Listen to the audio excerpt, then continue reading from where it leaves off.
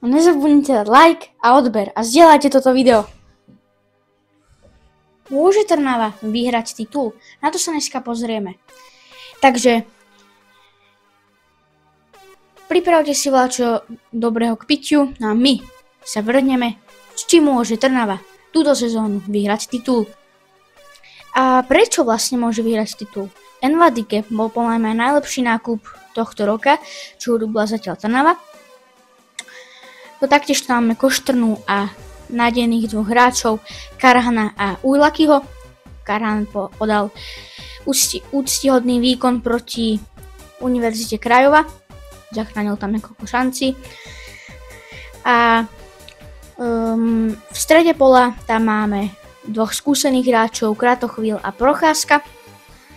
A je tam samozrejme aj nová posila Georgi Mojstrapišvili.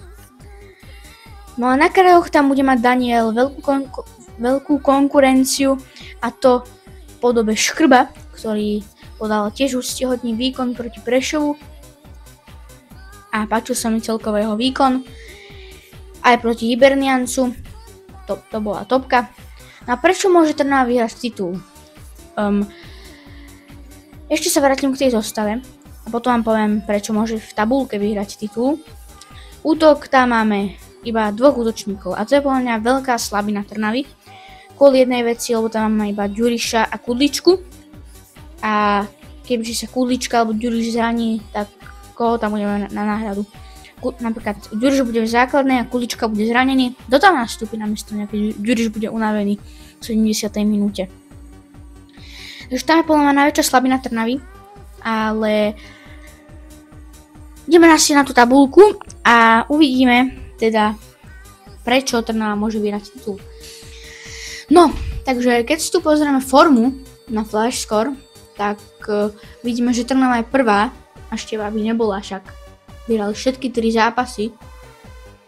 Sice aj Prešov vyhral 3 zápasy, ale oni hrali 4 zápasy. Trnava si jeden odložila, takže nehrali. Ale aj tak sú prví, majú lepší skóre ako Trenčín.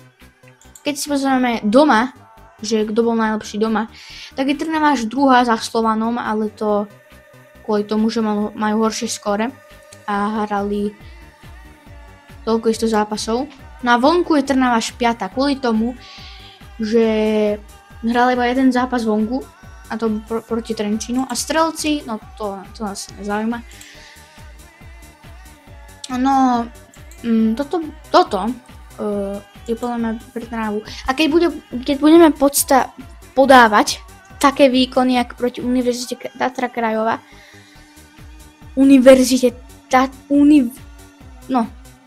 proti Univerzite Krajova, ak sme hrali, tak môžeme poraziť hocikoho na domácom štadióne. A keď budeme hrať na takisto, ako proti Univerzite Tatra Krajova, tak sme mohli poraziť každého supera. Takže najmenej by sme si odtiaľ mohli zobrať aspoň ten jeden bod za remízu. Ale určite nemusíme prehrať. Takže toto je asi pre toto video všetko. Ja by som bol rád, kebyže Trnava vyhrá titul. A ja by som povedal, že viacej áno, ak nie, že by vyhrala titul. My sme fakt kúpili dobré posily, ako napríklad Tomič, Envadike a spomenutý Mojstrapišvili, taktiež aj Škrbo. Kudlička sa tiež oplatil docela. Pekný gól dal aj proti Univerzite Krajova. Takže ja nemám akože čo vytknúť. Podľa mňa Trnava môže vyhrať titul, tak. Neviem, či je to úplne 100%, ale máme tam určite šancu vyhrať. Takže určite by sme mali vyhrať ligu a bolo by to fakt super, kebyže sa aj kvalifikujeme do Ligy majstrov, ale to uvidíme, až keď vyhráme ten titul možno. Takže čau. Nezabudnite dať like a odber a zdieľajte toto video.